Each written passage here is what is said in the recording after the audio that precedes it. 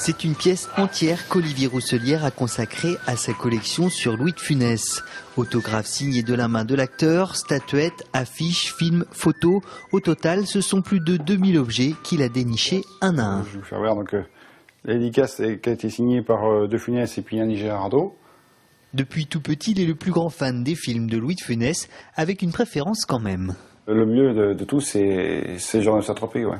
Alors s'il y a des pièces qu'il affectionne tout particulièrement dans sa collection, ce sont ses costumes, véritables uniformes qui viennent tout droit de la gendarmerie de Saint-Tropez.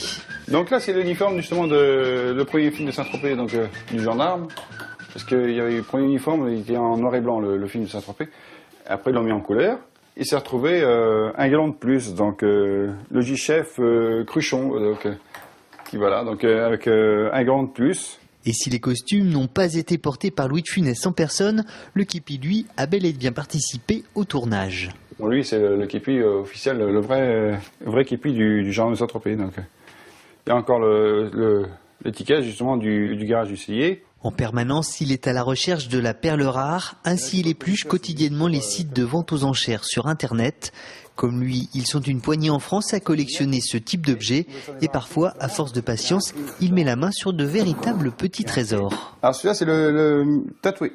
Parmi ses trouvailles, les films Super 8 tiennent une bonne place, en version étrangère, française, bande-annonce publicitaire ou bobine amateur. Olivier Rousselière accumule les kilomètres de pellicules et régulièrement s'offre une projection privée en tête-à-tête avec Louis de Funès.